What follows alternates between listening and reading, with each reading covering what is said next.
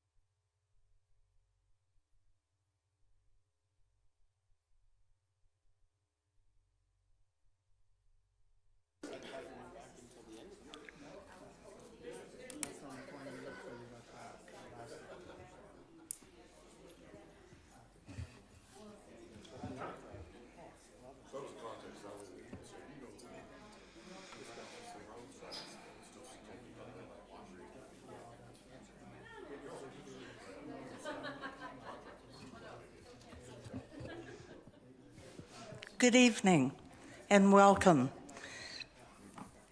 Tonight is the regular meeting of the District of Sechelt Council, and I'll call us to order at 7 o'clock. And I ask if there are any declarations of a conflict on tonight's agenda. Seeing none, I'll ask for adoption. Moved and seconded. All those in favor? Thank you. We have tonight a delegation, the Sunshine Coast Community Forest 2017 fourth quarter results, and they're pages 3 to 7, and I welcome Glenn Bondaroo, President and Chair of the Sunshine Coast Community Forest.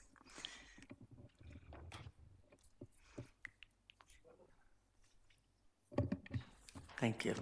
There, can you hear me? No. Okay. Fourth quarter, we had basically finished our logging earlier in the year. So what you've got now is, I guess, final numbers, not audited. They still have to be audited, and there may be a few minor changes, but I think what you see now is going to be basically the final results. If you look at it, we did about 28,000 cubic meters, and that was from the fire area of Sechelt. It was the salvage log that took us a year and a half to get all the proper permits for. And that was versus the budget of 43,000 because we thought we would be logging a regular as well, and we haven't. That's been fallen into this next year. When you look at it, the species mix was good, but we did not take out the pulp logs. Pulp logs were burned, put them in a pulp mill, they would be totally rejected. So rather than incurring the costs of bringing them out and then not knowing what to do with them, we left them there, and the firewood permits and the cutters were very, very happy with that. There was, I think, a total of 140 plus permits went out the door. So Still working on it. still working now. 200. They're going. The average value of $117 was good, much better than we had thought they would be. Given what happened in the log market, the prices had gone up, the demand had gone up, and some of the buyers were willing to overlook some of the ambrosia we had, some of the burned scarring, and they were willing to take the chance. So that worked out very well. All the costs, we contained them very well, very close to what we had estimated. And the only ones we have remaining that we don't know about will be the silviculture and the road deactivation costs. Those are ongoing costs until such time as the stands are free to grow for that. The silviculture, road deactivation will be done this year probably, and some of the things we'll be issuing a tender for that. Other than that, I think we were fairly quiet in the fourth quarter. It's busy now. And I'd just like to say thank you for going with the John Fair name for the Wormy Lake. John was very much a treasure for us, a very good gentleman and a hard worker. So if you can get that through, we'd be really happy with that. Other than that, I put in the notes there that throughout the past year, the ops manager has dealt with many community groups, and I know that sometimes we get accused of not dealing with the community, but when you look at it, the Trail Society, the Mountain Bikers, the Sunshine Coast Wildlife Projects, Seashell Grove Society, and the Gibson's Wildlife Rehab. Now, Dave has spoken to a lot of groups as well, so we have been able to reach out. Other than that, are there any questions? Do any of the councillors? Yes. Councillor Mueller. Yes, thank you, and thanks again for coming. Every time you come here, it's great because sometimes we get to learn a little bit about forestry, which is one of my interests, although it's definitely an amateur interest. So I just was curious about your road deactivation. So you've accumulated that amount of work needing to be done. Yeah. And in what locations would the roads be deactivated? I have not got that information myself, and there's a master plan that is done, and then when Dave puts it out, he will have the locations and everything in the maps and that, so I don't know what they are right now. And so I assume then that these are areas that would have been logged earlier in the tenure? Is that? Yes, yeah, and they're, I guess they're deemed to not be used for many years again, so they will be deactivated, and what you can do sometimes is get some extra growing out of it, extra square footage for tree planting. Right, and so those of us around here would be familiar with And it. There'd just be rocks placed at the front to prevent vehicle traffic, and then it would be used as a trail, essentially? Yeah, could be, and it helps keep some of the garbage out of the forest too. I was just curious about that. Thank you. Yeah.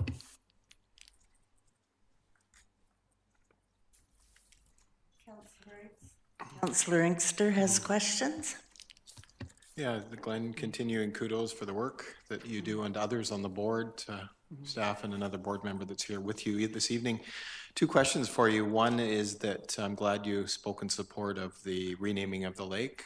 It's been a long time in coming. I hope it happens soon, and I hope the province supports our motion and the regional district's motion, despite their policy on renaming lakes after people that have had accidents. So I hope we can encourage them. Maybe you can encourage them as well, because I know that you want to see that result. When in fact that happens, maybe you'll put a nice sign up there that says the lake name. I don't Oh, you know. mean the one that doesn't get stolen? The one that doesn't, yeah, well, maybe it has to be a more permanent nature. Yeah. So just an encouragement, because it's wood is always a nice sign, and you have a lot of wood. The other question I was going to ask you is in the United States, we've heard that the tariffs, the lumber companies that are selling into the U.S., and that may be the people that you're selling to, got ahead of the tariffs by increasing their prices, but the demand is so high that people are paying the increased amount. Did you want to speak to that at all? Or, I know it's lumber prices, but you're selling into those markets, so. Well, as a former lumber trader, Yeah. I think I can. Yeah, thanks. It's complicated in terms of, when I look at the housing starts, I've always maintained that the U.S. housing starts have to be about 1.5 on average, just to take care of replacement and their population growth. And for many years now, they've been 1.1, 1.2, below 1 million. And they're up to close to 1.39 now, somewhere up there. So they're getting up to where they need to be, just at the time that all the mountain pine beetle has been basically taken care of, and the government is now reducing the provincial AAC, because most of the construction wood comes out of the interior, not the coast. I mean, the SPF 2x4 is the key thing there, and BC is I think the single major supplier to that market. So that's one of the things driving, and today the Random Lengths price, the futures price, went over $500, which I think hits the all-time high. And going back to about 205, 207, when we had the last good market. The cedar market, there is no other alternative other than, say, cement fiberboard, like hardy board for the siding and things like that. So that market doesn't have a lot of competition for the cedar. The fir we have is going export, mostly in Japan, Belgium, and Australia. And the hemlock is still the sick dog. I mean, that's why we do some log exporting. It's the hemlock logs mainly that sometimes, if you didn't have the export option, you wouldn't have the price you can get. and it's not a great price even now. So I think as long as the US market, housing market keeps steady, I think we've got a good year ahead of us. What happens in 2019 after their midterm elections, who knows? Yeah. Thank you. If there's no more questions, we'll move forward in the agenda. And thank you. Well, thank you. So we have a proclamation. February is Toastmasters Month. And in our audience is a member of the Toastmasters group, Johanna. Welcome. I have to tell you, I too have attended Toastmasters and found it helpful. So I will read the proclamation. Whereas Toastmasters International, a nonprofit educational organization, is a leader in making effective oral communications a national and international reality for all persons. And whereas Toastmasters programs help people develop skills in speaking, listening, and other vital skills that enhance leadership potential and foster understanding. And whereas there are 2 active Toastmaster clubs on the Sunshine Coast that meet regularly to continue to promote the goals, visions, mission, and core values of Toastmasters International. And whereas Toastmasters International was designated February as Toastmasters Month, now, therefore, I, Alice Lutz, Deputy Mayor, do hereby proclaim that February 2018 shall be known as Toastmasters Month in the District of Sechelt. Thank you.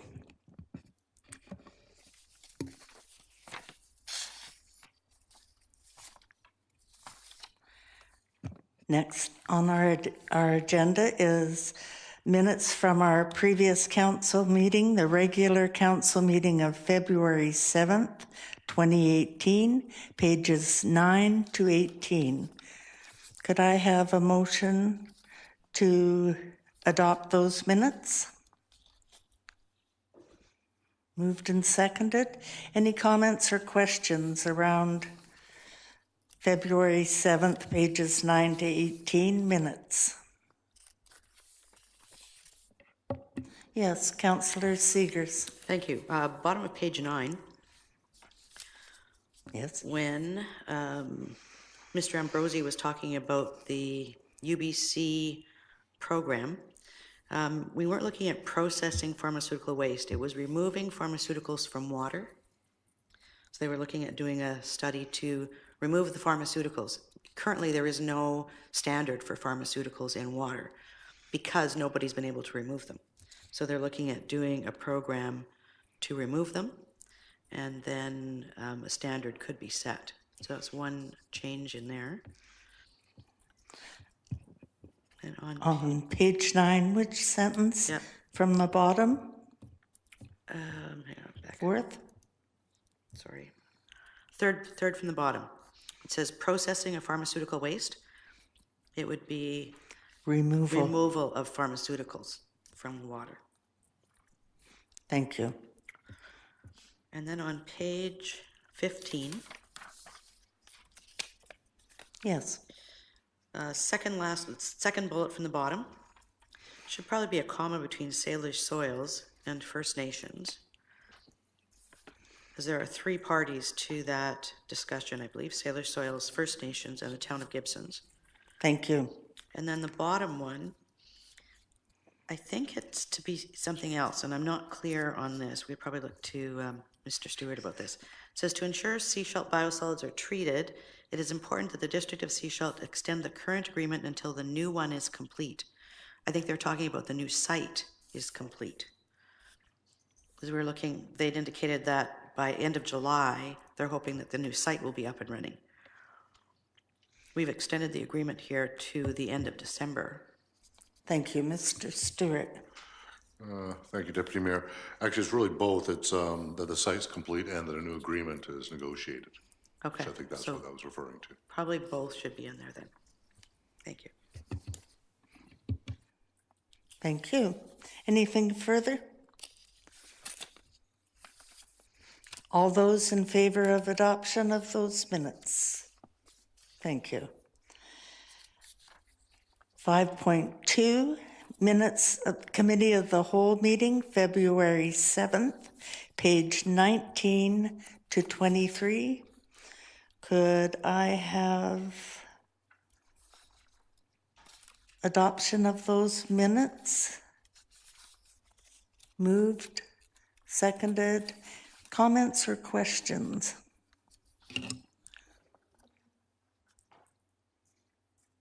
Seeing none, all those, well, do we have recommendations we need to move?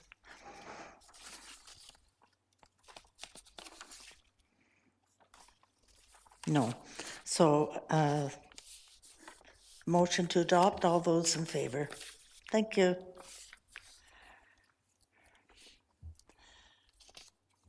(7.1) Minutes of the Special Finance, Culture, and Economic Development Committee meeting, January 17th, pages 24 to 30. Motion to receive? Moved and seconded. There are recommendations within these minutes. Could I have a motion to adopt the recommendations from recommendation 2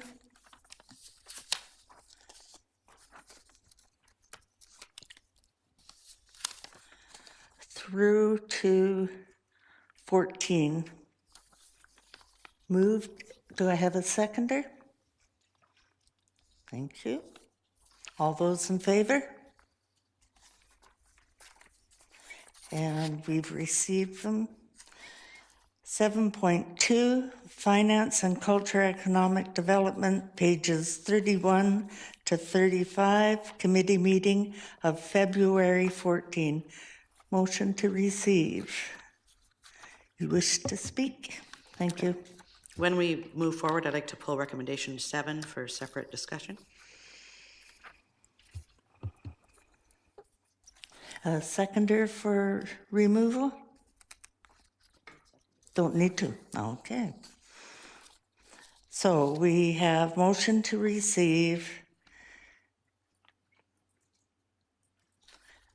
All those in favor of receipt? Thank you. Now we have recommendations 2, poll 7. Are there any other recommendations anyone wishes to pull? If not, we'll do 2, 3, 4, 5, 6, 8, 9, 10, and 11. Motion to adopt those recommendations. Moved, seconded, and carried all in one. So recommendation number, was it 5? 7, thank you. So a motion.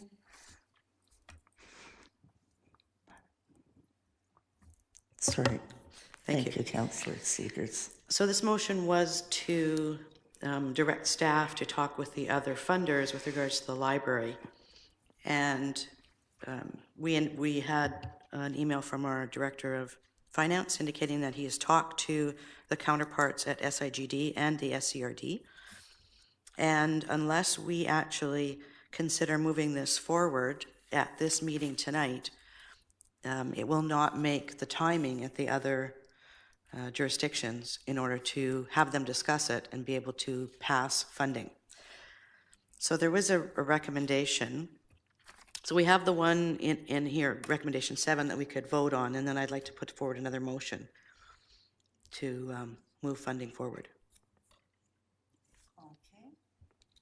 So I'll move recommendation 7. As A presented. seconder for recommendation 7. Thank you. Any questions or comments around the recommendation that's before you? This has been completed, actually. So, thank you. Councillor Mueller. Sorry, what was your comment there, that something has been completed? The action within this, as far as discussions with the other funders, has been completed. I found this email here, February 20th, 9:30. I haven't had a chance to review it, so I can't really vote on this yet. If we want to suspend the meeting so I can go through this and get a handle on the information, then maybe we can deal with it, but at this point I can't vote for it. What is the feeling of the rest of council? Are you willing to have a recess, 5-minute recess for Councillor Mueller to read through the information that we've all been given earlier? Yes. Thank you. Could we vote on recommendation 7 that's in our minutes first, and then we could take the recess? Most definitely. Thank you. Thank you. So all those in favor of recommendation number 7 around the funding increase request? Carried. Yep. So now we will call a 5-minute recess.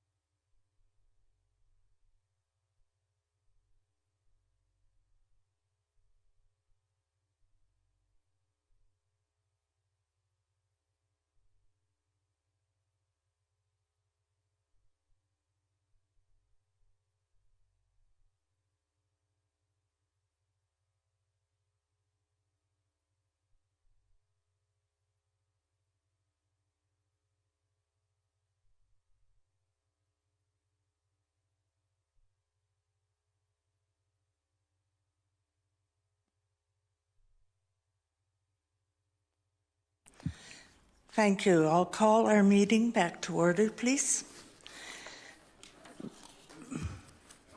There is on the screen for those here in the hall to be able to have a look at what we're talking about because it wasn't in the package.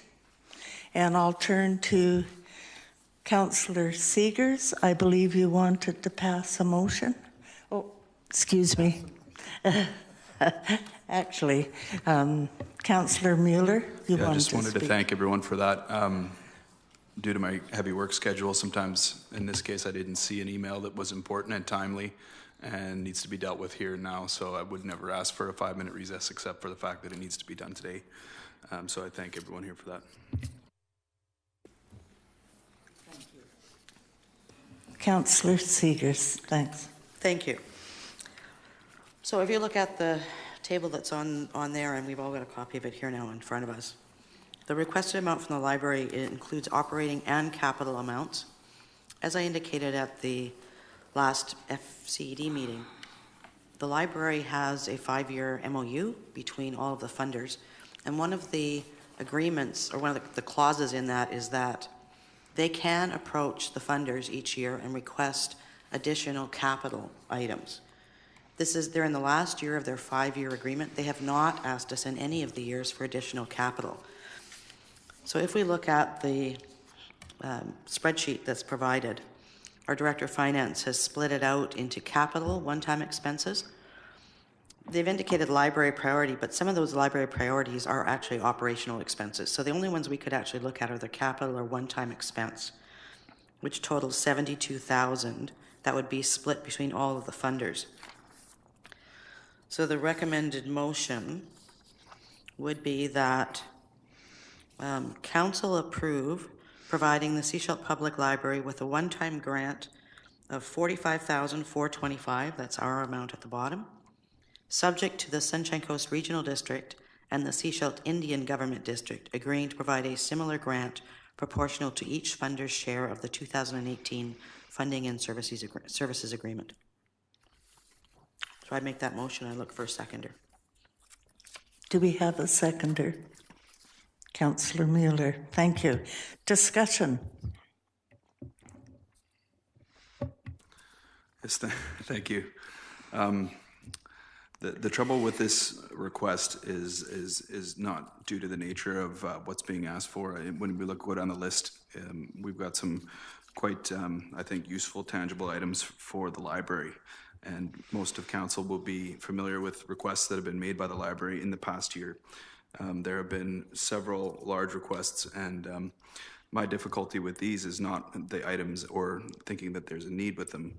It's that we are currently facing the District of Sechelt with another 8% tax increase, and that's something that we're going to have to make up somewhere else if we approve this, because I don't think anyone in this council wants to bring something like that to Sechelt year in, year out. I would vote in favor of this, but I would be looking for other cuts in the budget to offset them. Thank you. Councillor Seegers. I agree. I've been looking at the budget to look at other places to cut, to make up for this difference. Thanks. Councillor Inkster. Yeah, that'll be an interesting discussion because I think the committee members heard what I said at the meeting about my concern about the size of the budgetary request this year. Just a question through you to our finance director, Mr. Stewart. Two questions one is in terms of the discussion that was had, and the other one is in terms of the amount that's presented here. First one we'll deal with is the amount presented here. Was the amount present in our previous budget documents? Is it a new amount? And if it is a new amount, obviously it's not reflected in the previously requested amounts and in our increase. And it's probably a simple answer of it's not there, so it's an additional amount, just to confirm. I don't mind waiting for that after the second question. And the request number 4 that's up there, just in terms of the information presented to the public, outreach to underserved communities.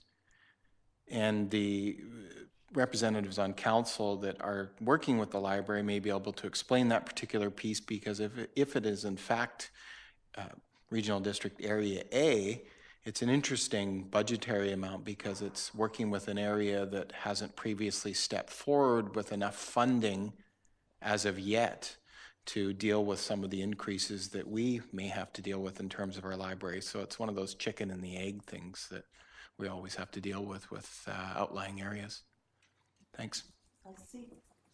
I see Councillor Seegers is ready to respond to request 4, correct? Sure. So the 72,000 is a new request. It's not included in the MOU at all and not included in the line item that is in our budget currently. So that's additional.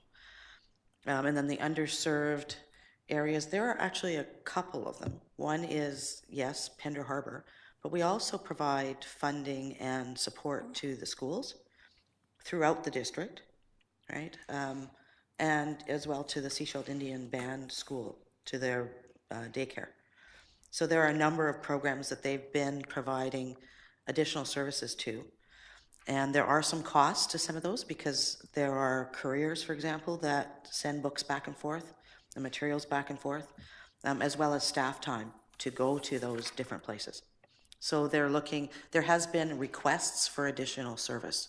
So when it's saying to underserved communities, it's areas that are requesting it that we don't currently have in our budget the amount to provide that service. Does that answer your question? Thank you.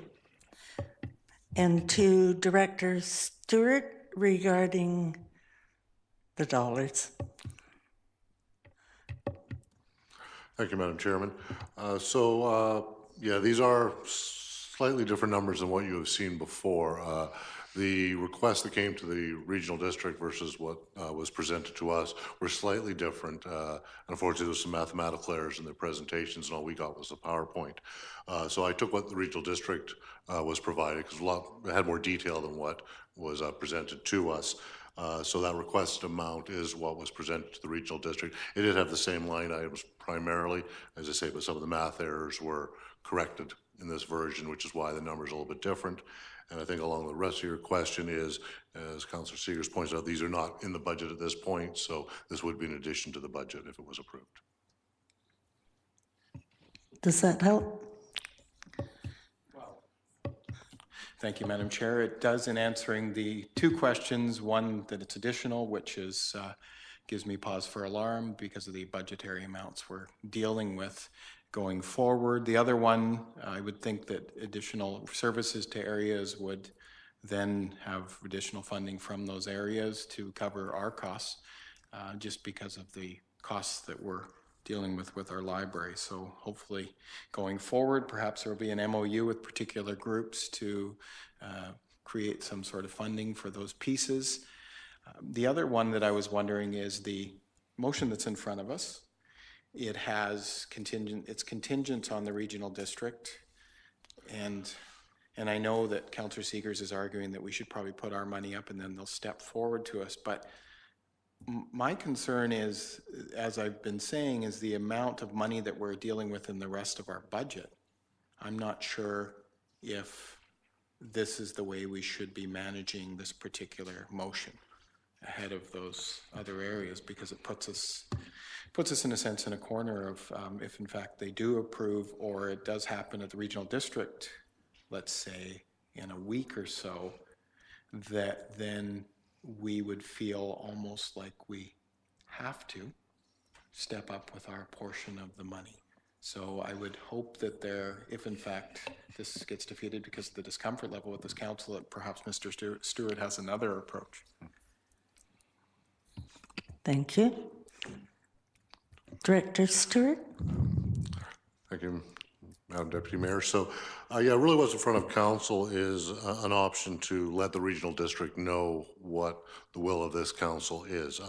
There's no absolute requirement for anything to be done tonight, other than letting the regional district be aware whether this council is in agreement or not in agreement of this request at this time. That decision could certainly be made through the budget deliberations through March.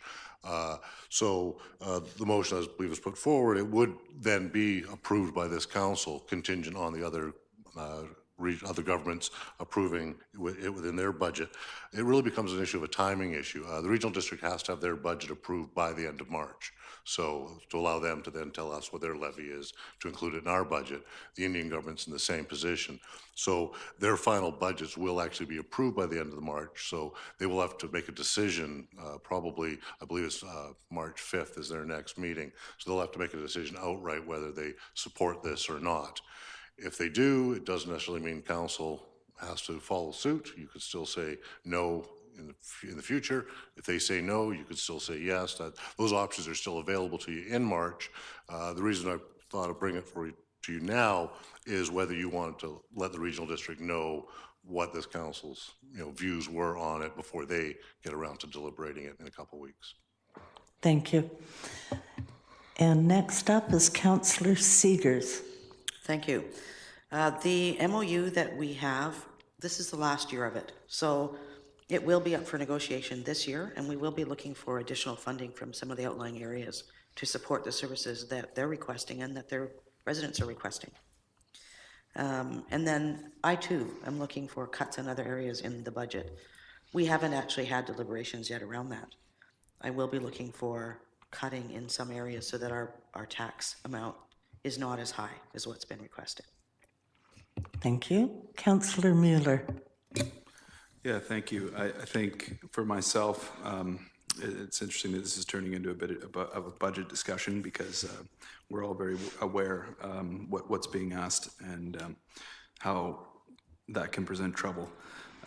These requests are purely capital requests. So for those following, we're looking at the capital one-time expenses for tangible items such as upgrades to the public computers, which we know are by far the most well-used parts of the library at this point, as well as the other types of computer access that are there. This is a matching grant, so we're paying 2/3 and 1/3 is coming from the SCRD, essentially. That's good. And these are the types of things that I like to see in budgets. $45,000 for our portion. We spent between 60 and 70 to redo the system in here for IT and upgrades, capital upgrades. That's quite good value for what we're getting. So that's something on my mind. This is not an operational request. This is not an increase. There's no FTEs, something that will continue on year after year. So that's another thing that I'm cognizant of. We've had many requests from the library.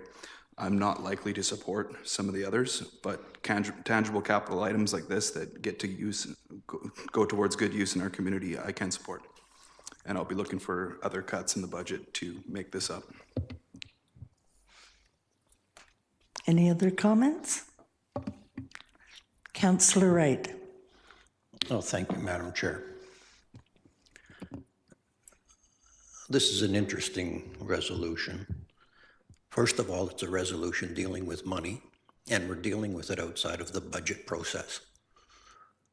So if we approve this, it becomes a done deal, and we're going to have to find that $45,000 within the rest of our budget. The balance of our budget, albeit it's in draft form, is already anticipating increases of 7.7%. This is another 0.5% that we're adding to that 7.7. I don't think that we should be discussing this and making that kind of a decision outside of the budget process. We have a 5-year memorandum of understanding. In each of those 5 years, the library has been given a 6% increase in budget. So if I look at the past 4 years, that's a 24% increase in budget. And now we're going to bump it another $45,000. The cost of living over the last 4 years, at the very most, has been 2% per year. When I look at this, and they've been getting an excess each year, they've been getting 4% over the cost of living. And if you compound that, it becomes even more than the 24%. And if you roll the 5th year in, it becomes 30%. The memorandum of understanding is up for negotiation this year. If they want more money, then you do it through the memorandum of understanding. And when you have a memorandum of understanding, you live with it. You don't come back and say, oh, we need this, and oh, we forgot that. And that's what this feels like. And I look down this list of things, and I can see a whole lot of things that I would have a real serious question about. It isn't included in the 45,000, and I understand what that's for. But I think this is a bad move on behalf of this council. I will not support it. Thank you. Councillor Sears. Thank you for your comments, Councillor Wright. This is not outside of the MOU. This is actually inside the MOU. The agreement indicates that the library has the right in any year to come to the funders for additional capital items that are not covered off in their operating costs. If we look at the increase in clients served by the library, they're showing just in the last year a 19% increase. So year over year, they've had huge increases in usage. These particular items that they're looking at are used by particularly people in our community who don't have access to Wi-Fi, who don't have access to computers, who don't have access to technology. And yet, one of the examples the librarian gave us the other night was an immigrant who came to the community, needed to apply for some funding through the government, needed to get a social insurance number, but had to apply online, did not have a computer, did not have a printer. So he came into the library. That's the type of clientele that the library is servicing with this type of technology. So knowing the need in our community, knowing the heavy usage that those computers and the technology get by particularly the people in our community who don't have access to that, I'm very much willing to support this because this supports our most vulnerable in the community. Councillor Inkster. Thank you, Madam Chair. The clarification, as previously was discussed and mentioned by the Finance Director, if in fact this motion is passed tonight, just to doubly make sure it will go into the discussion of our regular finance and budgetary discussions weighed up against other pieces negotiated and discussed amongst council members for passing at that time. Is that correct? That's what I'm hearing. Okay. Okay. Yes.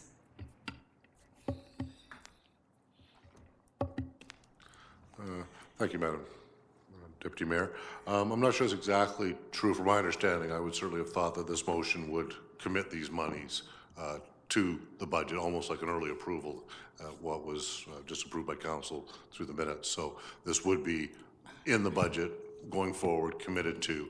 There may be certainly other areas that we could reduce the budget by, but this would not be one of the options. Thank you for the clarification. And if there are no other speakers, I would like to comment. I can't support this resolution tonight. I think that we have to look at the budget as a whole and not slowly pick away at it before we have the whole picture to deal with. I'm not comfortable with the fact the original ask was $284,000, and our finance director has very clearly brought it down to one-time capital expense. But the things we're looking at, I just feel like this is not the right motion to deal with tonight, and I will be voting against it. So if there are no other speakers, I'll call the vote. All those in favor of the resolution? Against? Defeated. Thank you. Good discussion. So now we have bylaws. And we have a bylaw to rescind, page 36 and 37. And I'll turn to the Director of Finance, who will go over this. Actually, I'll move the report for receipt first. Moved. seconded for receipt. All those in favor? Thank you. Director Stewart. Thank you, Deputy Mayor Lutz. So yeah, this is to bring back the Porpoise Bay Harbor Regulation Amendment bylaw. It had gone to 3 readings, but at that time, some concern was raised by council as to the definitions. We had in a daily rate of $3 and an overnight rate of $10. And from looking at it from council's discussion, we realized that was somewhat ambiguous and wasn't terribly clear as to what was a day, what was overnight, et cetera. So we took it back and looked at it. So the only change to the bylaw that we're suggesting, this would require rescinding 3rd reading and then rereading it again with the change, if council agrees, is to put in a daily parking rate. So this essentially would be, I'll find it here.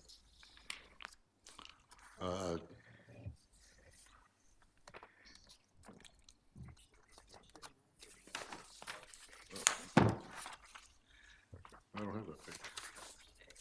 Yes. I don't have, oh, there it is. Sorry.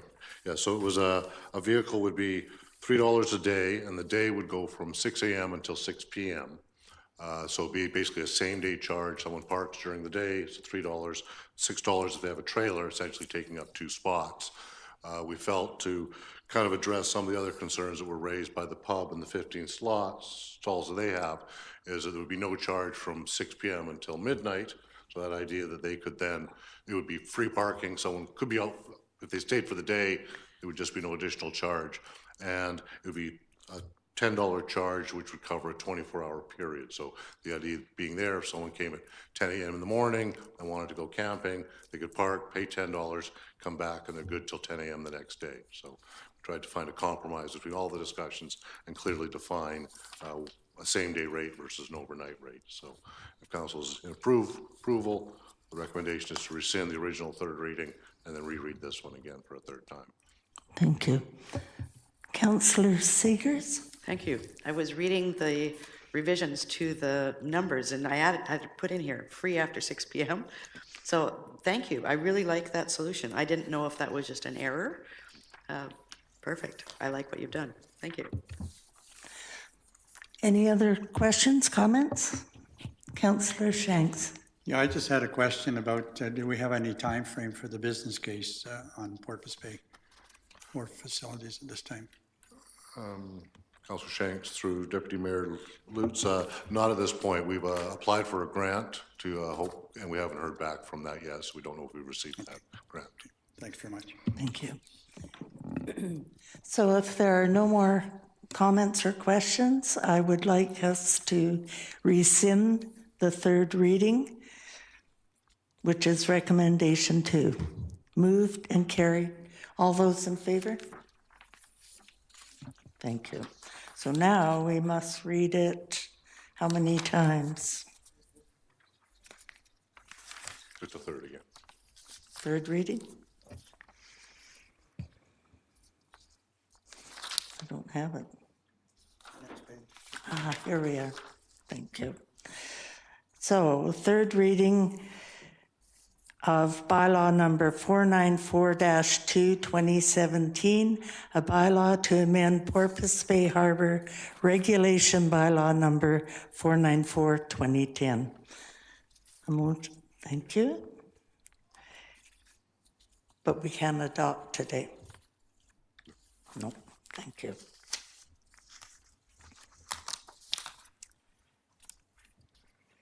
No new business. I'm sorry. Oh, yes, a vote on that would be good. All those in favor? Thank you. Business item 10.1, report from Arts, Culture, and Communication Coordinator for February 13th, pages 40 to 52. Thank you. Move receipt. First, second, all those in favor of receipt. Thank you. Thank you. This is a report in regards to a request we received from the Sunshine Coast Resource Center Society. They are interested in funding that is currently available through the Sunshine Coast Community Foundation, but that funding is only available to registered charities and qualified donees. And at this time, the Resource Center is not a registered charity. And so this is a request for council to consider supporting this grant application. And if council does support the request for support from the Community Resource Society, they will submit a letter of intent to the Community Foundation. If the Community Foundation approves that this move forward to the next phase, that is the point at which the District of Sechelt would actually be applying for a grant from the Community Foundation to support this project. And so that you're aware, in the audience this evening, we do have Ann Titcomb and Pat Hunt from the Community Resource Center. Thank you. Questions or comments on the report? Could I have someone move recommendations? Councillor Mueller. Okay, I guess we're into the discussion now on this. I had a question about what's being asked here. So we're being asked to partner at some future date. Is that correct? And we're being asked to provide a letter of support for the letter intent, or is it just a letter of support for the application? We don't need to provide anything at this time. At this time, anyone who is interested in applying for the Community Foundation grants needs to submit a letter of intent. And if the organization submitting a letter of intent is not a registered charity, they need to identify in that letter which registered charity or qualified donee they'll be working with. So at this point, we're asking whether or not council would support the project that the Community Resource Center is interested in seeking funding for. It still would remain to be seen whether or not the Community Foundation would invite them to actually make a grant application. And they would, in a sense, be inviting the District of Sechelt to make that grant application, because only qualified donees or registered charities can actually apply for the funds and receive the funds. So in order for them to have someone, a group to work with, because staff are not able to give that authorization to say, yes, you can put the District of Sechelt's name on your letter of intent. That's why we're coming to council to find out whether or not council would like to support the project that they have identified. Okay, so I think you answered my question that they're seeking a partnership, but the reason why I asked the question is because sometimes, and this is a loophole in fundraising, to get a letter of intent from a parent organization before you go to the independent board is such a strong signal that that board is independent, definitely, and the way they assign monies is independent, and so that's not something that I would want to get in the way of. But if the question was, do you support the partnership potentially in the future, and the answer is yes, I would. So Thank you. That was my question. Thank you. Councillor Seegers. Thank you. I like this project. As they note in here, in 2017, the Volunteer Center closed its doors, and our community has a large number of volunteers, although they do get burnt out after a while. So this is actually a way to resurrect a facility and a method to provide volunteers for all the organizations in the communities that need them. One question I did have, though, was under the grant request, it indicates that the total budget for the project is $60,000. The maximum this grant is $7,500. So I'm wondering where the additional funds would be coming from, and do we know? We do know that they have also applied for a CIP grant from the District of Sechelt, but I don't have the information in front of me about where else they might be applying for. I can ask if they're aware of any other grants they're interested in applying for at this time, but I don't have that information myself. Okay, well, I'll support the 7,500, but I'd like to know where they're going to get the additional funds from as well. Thanks.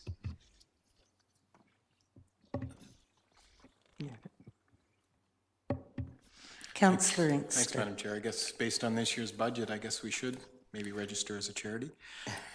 These are no-brainers for us to step up and backstop organizations that we need to provide letters of support or otherwise in order to help them get the funding they need to provide resources and or community services within our community. So I'll always support this. Thank you. Thank you. Any other comments? We don't have motions on the table, so yes. Move recommendations 2 and 3. Thank you. Seconder? Yes. All those in favor? Thank you. Item 10.2, pages 53 to 55, garbage tags. Who's going? Move receipt. Second. All those in favor? Thank you. Are you speaking? Thank you. Mr. Stewart. Thank you, Madam Mayor.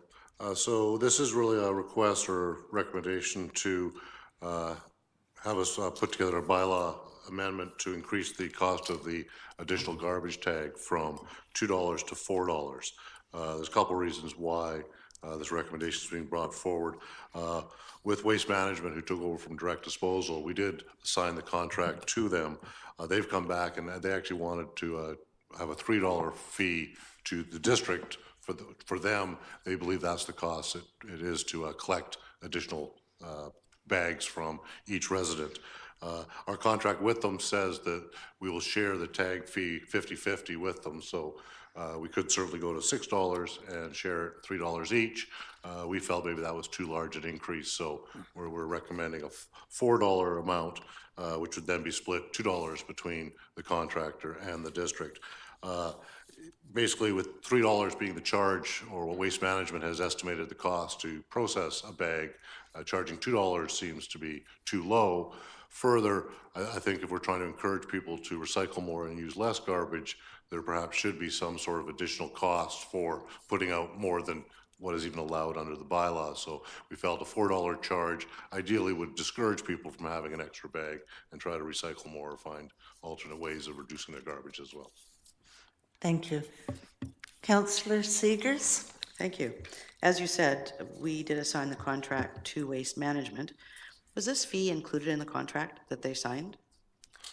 Or does it just say that we're going to share whatever the cost is? It basically says we'll share the 50-50, the cost of the additional tags, and the tag fee is in the bylaw. So it doesn't say specifically how much it would be. It doesn't say how much it would be. Okay. Okay, that was my question. Because if we actually had it in there and they agreed to that, they're now looking to renegotiate the contract. Okay. I will support recommendation number 2 then. Thank you. Thank you. Councillor Inkster. These are the kinds of discussions and or amount changes that I wish would come with statistics on the amount of actual people that are buying these tags to give us an indication of what kind of effect this will have on garbage collection. As this council knows from previous reports of the regional district, we will be talking about landfill closure over the next number of years. So there's definitely a cost in disposal of household garbage that will be either going up and or changing its location over the next number of years. So that's something to keep in mind. The problem I have with this is 2 things. I hope this doesn't encourage people to dump their garbage elsewhere. That's my concern, and I will put that out there in terms of the amount charged. I also wonder if, in fact, they're changing the amount as a large company that I've spoken to a number of times, a large company coming in. There's only 2 or 3 of these companies in Canada now, that what that then will mean to some of the other garbage pieces and or recyclables going forward that households need to dispose of in the coming years. Does that then mean that those amounts will be changing and going up and we'll be having to go to the taxpayer for increasing amounts? And if in fact that's what may happen, will that then mean we can go to Recycle BC and have those costs covered?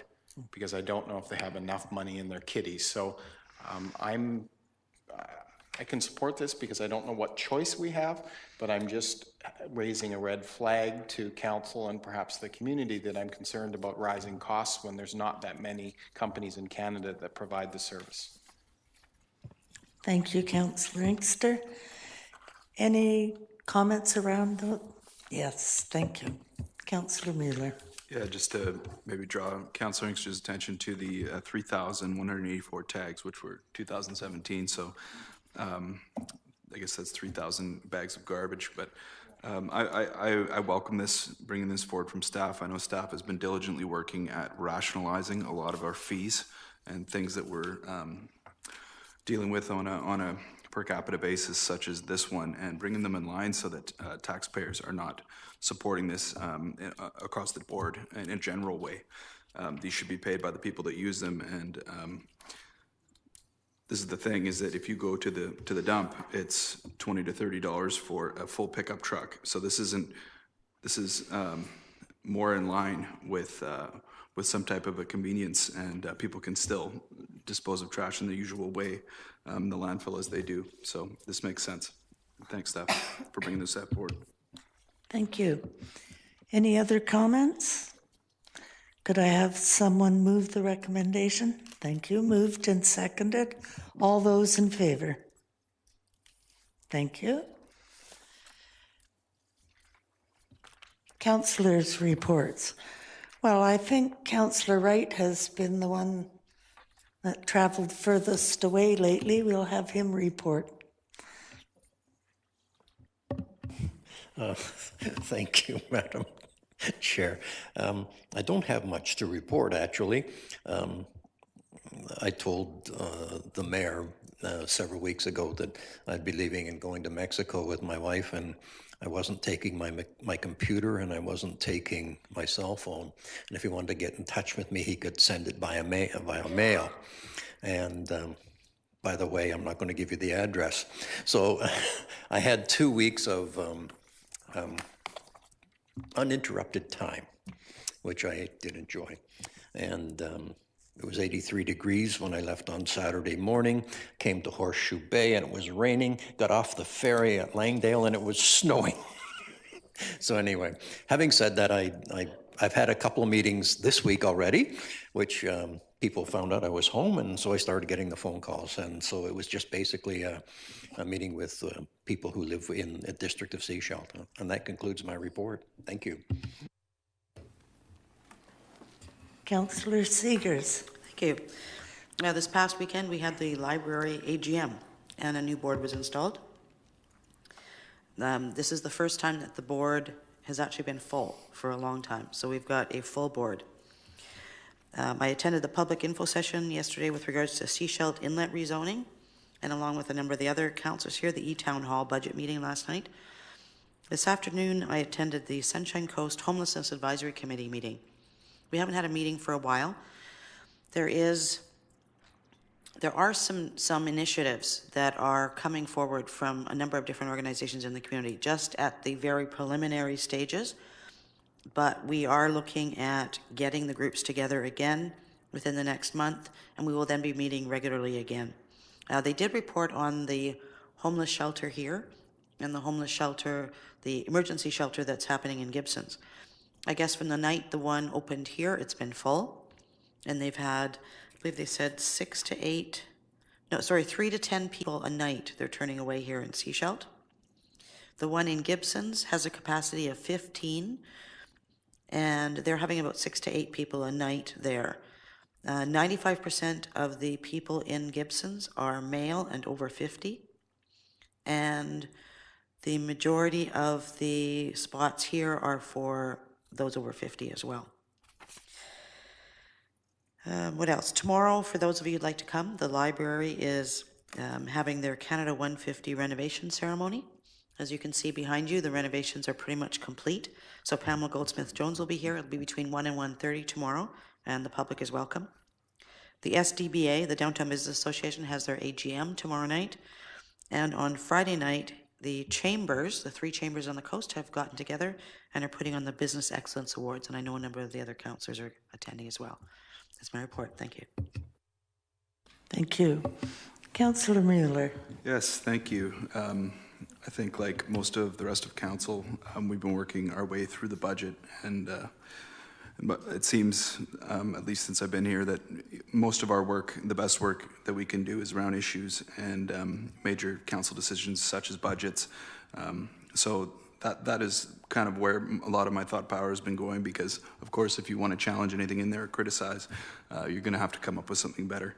And that takes a lot of work when you're going up against a finance director as well skilled and heeled as Mr. Stewart, and of course he's got a lot to say about that. The other thing that's been consuming a lot of my time is water, and that's something that this council is bringing forward, and I think in a really positive way to the SCRD, and those that have been reading the newspapers will know that there is some change afoot there, we hope, and Sechelt has been doing its part to try to affect that change.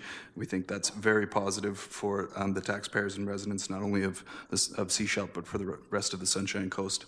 Last night we had our E-Town Hall on the budget, and although it wasn't extremely well attended in terms of the audience, there was a lot of people participating online, and I just wanted, because we didn't really offer many responses last night, I wanted to offer a response to one suggestion that came through from a former councillor, Mr. Doug Hockley, about council no longer attending UBCM, and I just wanted to report back about UBCM and some of the important work that is done there, and why I think it's a very good value. Since this council was elected, we have only gone to one training, which is the Local Government Management Association puts on an orientation for new councillors. The rest of it has been training and sessions that happens at UBCM and the ABICC. And these are not, they're not just retreats. We go there and we do work from 7 in the morning until 10 at night sometimes. It's a lot of work, and it actually costs individual councillors money to do that. We take time off work, and we don't get paid back for that. Some of my best work as a councillor has been at the UBCM and the ABICC, and lobbying the provincial government through the voice that's provided by council to do some work on our behalf. And these are big things, such as dealing with the oil spills and the marine protection. That is work that we did around this council and has been followed up through the years and has now become a federal policy. And it's something that we know that we had an effect on. And if you think, like I do, that the #1 resource in Sechelt is its beautiful beaches, it's something that really, it does pay dividends. And I could go on, but I think that UBCM is extremely vital. We don't often report back about the work that we do there, and I think we should do more of it. I wanted to provide those comments. Thanks. Thank you for that. Councillor Inkster.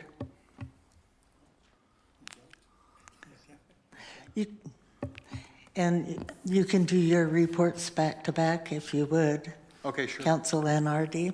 Yeah, sure. I can do that. I just mentioned the 2 events that previously mentioned. All the other things that I was involved in were also covered, it's interesting to talk about conferences and council educational pieces, because throughout the years, many of the council members that have been present and on councils have been to those, so I'm sure they know the use of them. The 2 things I wanted to mention, and has already been mentioned, is the 2 events coming up, the SDBA AGM that I'm hoping has a good turnout, and hoping members of the community that are able to go to that. It's part of our downtown business discussion, and the business awards, as was mentioned. I will hopefully be at the one tomorrow, and will for sure be at the one on Friday night to help recognize the businesses on the entire Sunshine Coast that most of us have either been by, or utilized. So it's good to recognize those that have done a good job in that area, to always encourage business to excel. The regional district issue, as Councillor Mueller did mention on the water issue, which is really important. I think that the area and/or route that we're going is important to reiterate, because we can't really go in any other direction, because as we know, there's no votes to go in any other direction. There's no voter support at that table to go in any other direction than to look at a reservoir. storage, because based on Seashelt's change there at the table and the support that we're getting from a couple of other directors, the direction that we most likely will be going in terms of no other options being supported as clearly and as strongly is the reservoir. So I'm sure that particular drive and propulsion will continue in that area over the next number of months. Just hope we can get it done within the next 2 years, considering the summer season coming. Tomorrow on the agenda at the regional district, we will be talking about a number of things. As I mentioned, the landfill and the costs associated with how that will then be phased out and how will we then budget and I think they've come up with a creative solution to how we will budget the closure of the landfill over a number of years. We'll talk about, there'll be a tipping fee discussion and a curbside recycling discussion. So as the committee that it is, there will be a number of issues that are dealing with waste and waste reduction and how we move forward to dealing with the landfill, the costs associated with that, and the costs associated with handling the Sunshine Coast's, I guess we'll call it garbage and recycling. So I look forward to those 2 meetings. Thank you. Thank you. Councillor Shanks, returned from the far. That's right. Thank you very much for that. Yes, I recently returned last night from a three-week holiday south of the border. It's a holiday of length that I haven't enjoyed for over 20 years, so I was pleased to get away. Went through Washington, Oregon, California, Nevada, Arizona, New Mexico, and just over the border to Texas. The reason being that I'm a car enthusiast and I wanted to travel portions of the old Route 66. And the midpoint of that is a place called Adrian in Texas. So it was a tremendous adventure seeing all these old places, old motels, hotels, cafes that related to the 60s, of which I was able to enjoy immensely when I was much younger. But yeah, some fabulous places, and I really enjoyed being able to get away. Was able to visit friends in the El Centro area and visit other friends in the small town of Hemet in California. Was able to get over to the West Coast and saw the San Simeon Castle, Hearst Castle. You know, went down that area and saw the redwood forest and all that sort of thing, which have changed considerably. But so I was very appreciative of being able to have that time off. And thanks to our IT person, I was able to be in touch with all the emails that were sent out at no additional cost to the municipality. So that was a good thing, obviously. But she set me up, and I took my iPad, and so I'm fully aware of what's been happening here over the last 3 weeks. I too will be attending the ceremony tomorrow for the Canada 150 renovations that have taken place in our library, as well as the AGM of the SDBA. And what else can I say?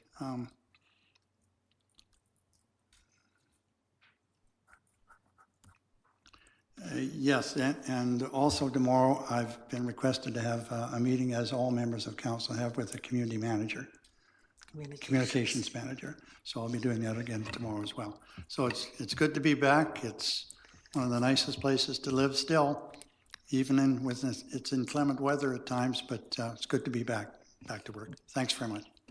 And welcome home to the two of you. We missed you. And thank you for your reports.